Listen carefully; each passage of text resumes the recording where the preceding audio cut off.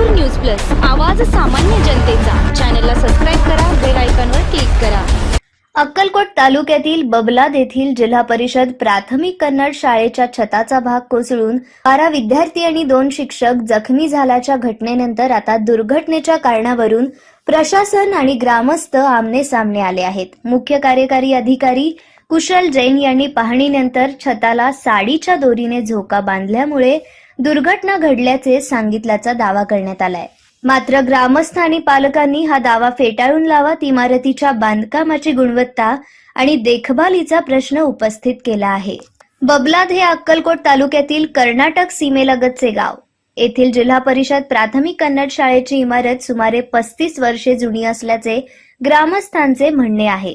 2020 मध्ये आलेल्या महापुरात शाळेच्या इमारतीत पाणी शिरून मोठे नुकसान झाले होते. त्यानंतर इमारतीची तांत्रिक तपासणी किंवा स्ट्रक्चरल ऑडिट करण्यात आले होते का, असा सवाल आता उपस्थित केला जात आहे. दोरीचा मुद्दा नेमका कुठून आला?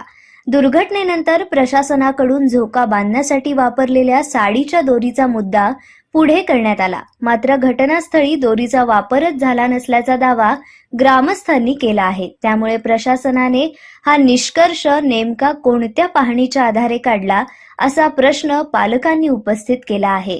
दुर्घटनेचे कारण एका वस्तूच्या वापरापुरते मर्यादित न ठेवता इमारतीची संरचनात्मक स्थिती, छताची मजबूती, पूर्वीचे नुकसान आणि देखभालीचा अभाव या सर्व बाबींची तांत्रिक तपासणी करावी, अशी मागणी ग्रामस्थांकडून होत आहे. मुख्याध्यापकांनी पूर्वीच इशारा दिला होता. शाळेच्या इमारतीबाबत यापूर्वीच शिक्षण विभागातील संबंधित अधिकाऱ्यांशी पत्रव्यवहार करण्यात आल्याचा दावा मुख्याध्यापकांकडून करण्यात आला आहे. इमारतीच्या सुरक्षतेबाबत प्रशासनाच्या निदर्शनास बाब आणून दिली होती, मात्र त्यावर अपेक्षित कार्यवाही झाले नसल्याचे सांगण्यात येत आहे. माझं नाव दिनेश ठाकूरदास चव्हाण.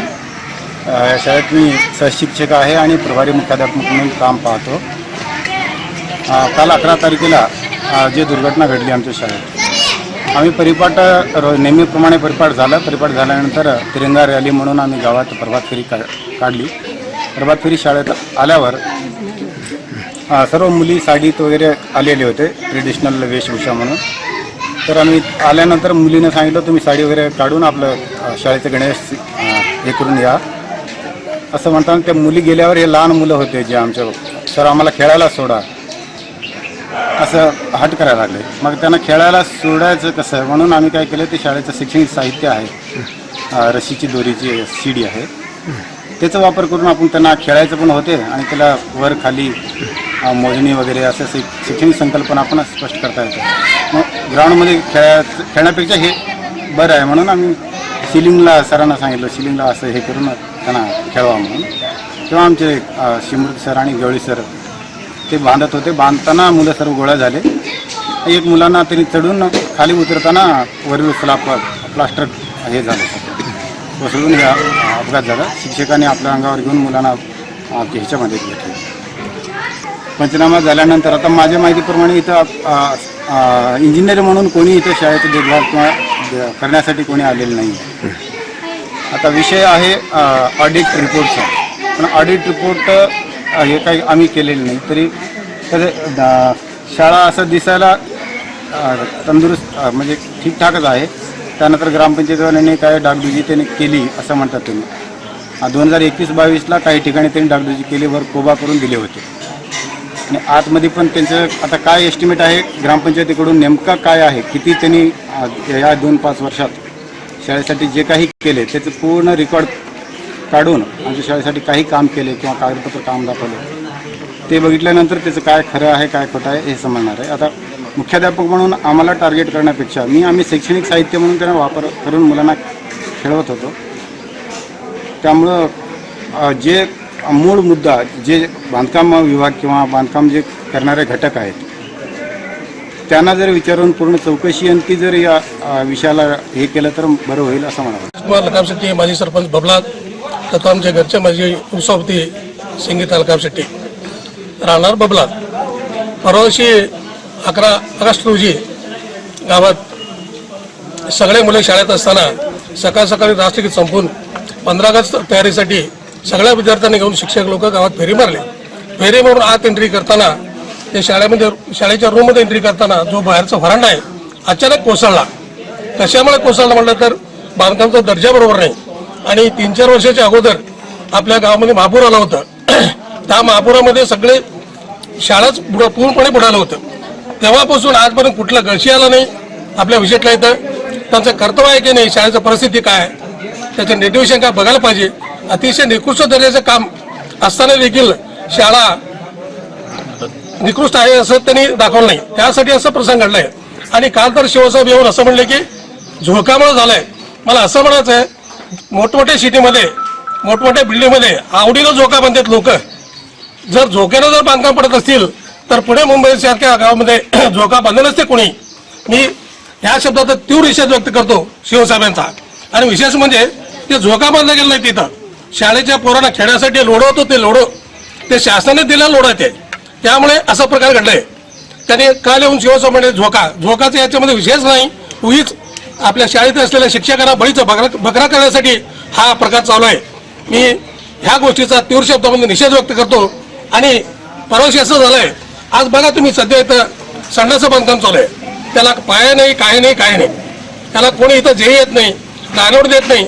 बांधकाम विभागाचं लक्ष अजिबात नाही.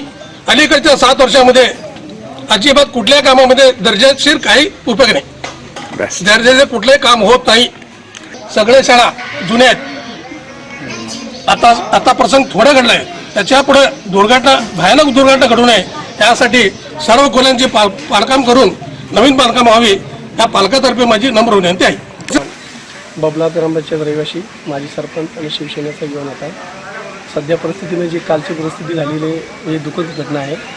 आणि शिवसाहेब व BDO साहेब सगळे अधिकारी इथं खूपच विजिट दिले, पण अक्षरशः शिक्षक आणि मुख्याध्यापकावर कारवाई करावं असं त्यांनी शिवसाहेबांना म्हणलेलं आहे. पण ह्याला जबरदस्त शिक्षक आणि मुख्याध्यापक नाही साहेब, जेणेकरून इथं ते स्लॅब कित्येक वर्षाचा स्लॅब आहे आणि ते शासनाचा निधी जिल्हा परिषद नाही येऊ दे, कुठल्या ह्याच्यात नाही येऊ दे, पण ग्रामपंचायत नाही येऊ दे, पण हे निधी इथे शिक्षण विभागाला जे एक्स्ट्रा निधी असते ते खर्च झालेलं नाही.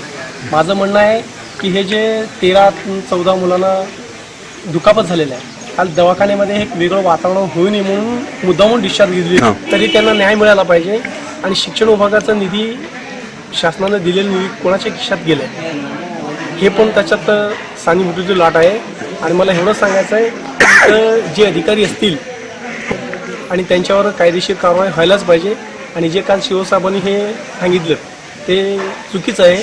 ते झोका बांधून हे स्लॅब पडले म्हणून, कारण हे पूर्वीचे किती वर्षापासून मानलेलं आहे. प्रत्येक वर्षी त्यांना शासनानं 15वीत आयोगामधनं 14वीत आयोगामधनं जिल्हा परिषदेनं निधी देत असतात, पण ते निधी खर्च झालेले कुठं. ह्यासाठी हे सगळं ग्रामपंचायतने हे चौकशी होऊन त्यांच्यावर संबंधित अधिकारी कोणी असतील तर त्यांच्यावर कारवाई व्हावं. आणि विनाकारण ह्याच्यामध्ये शिक्षक आणि मुख्याध्यापकाला बेटी धरू नये, कारण त्या शिक्षक आणि मुख्याध्यापकावर काम खूप मोठं असतं.